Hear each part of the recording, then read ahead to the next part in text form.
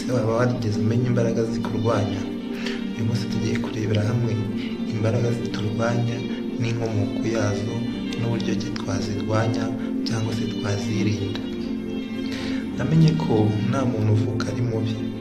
Umuntu wese ubaho ari mubi abigirwa n'ibyo yatojwe cyangwa n'ibyo yakuriyemo. Ibyo rero usanga bituma hari abantu bazi ko bafite abanzi impande zabo. Uko niko mbyemera kandi kuko bashobora kuba bahari, ariko umuntu naba igikoresho akemera kuba umwanzi wundi, ntukabimurenganyirize. Bizaba bitewe n'uko yatojwe cyangwa n'uko yigishijwe cyangwa bitewe n'uko yahawe ubwaho Satani akaba igikoresho cye. Imbere yawe rero uzamufate nk'umunyantege nke. Ntabwo ukwiye kumwiganya ngo umwange, ahubwo ukwiye kumufasha ukamusindagiza, warangiza ukamufasha mu isengesho, hanyuma Imana ikazamuhindura mu ntekerezo ze. Icyo uko niko mbyemera. Naho ubundi niba Imana yararemye abantu bose batunganye kandi Satani akaba arwanya ibikorwa by'Imana, dore ukuntu abasha gukoresha bamwe bakabasha kuba ibikoresho bye hanyuma bakanga bagenzi babo. Ni ukuvuga Satani we ntabwo yishimira ikiremwamuntu. Iyo abonye abantu bunze ubumwe cyangwa akabona abantu bumvikana bakundanye, ashaka icyabatanya. Hari igihe rero iyo yongoreye umwe kwanga mugenzi we akabyanga, yongorera undi we akaba yabyemera. Ubwo aba abaye umunyantege nke kuri wowe. Wowe wamurwanyije ntabwo ukwiye gufata mugenzi wawe kubera ko akwanga ngo nawe umwange, kuko ubwo mwese mwaba mubaye kimwe.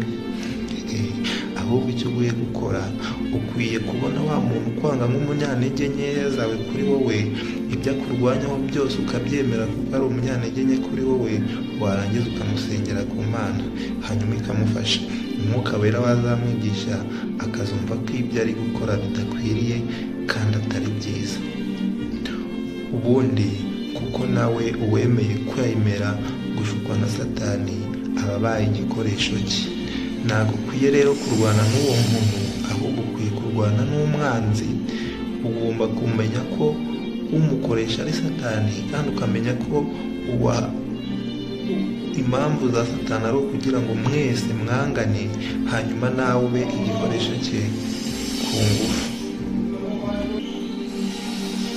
Mu kurwanya umwanzi rero cyangwa umuntu ukurwanya, ujye umenya ko buriya kuba umuntu akurwanya ejo bundi ashobora kuba inshuti yawe.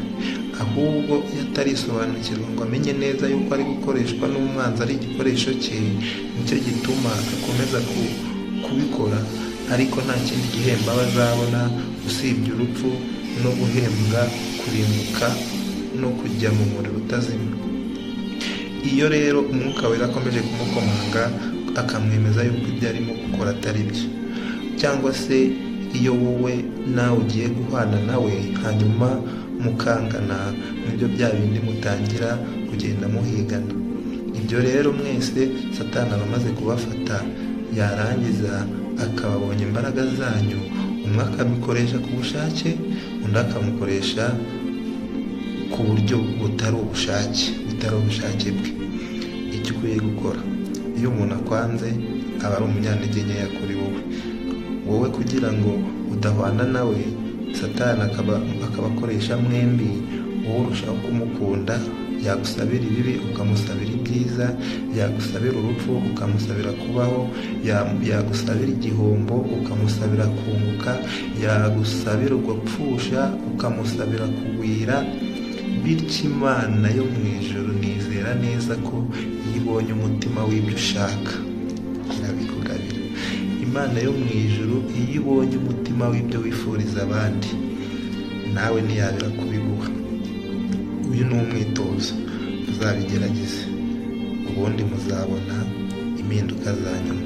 Kuko niba Imana ibona mu mutima wawe ushaka amahoro, igomba kuguha amahoro. Niba Imana ibona mu byo wifuriza abandi ari ugutuza cyangwa kugira iterambere, nawe Imana izariguha. Ntimukifuze kuba ibikoresho bya Satani, ahubwo mwifuze kumurwanya. Bibiliya iravuga ngo nurwanya Satani azaguhunga.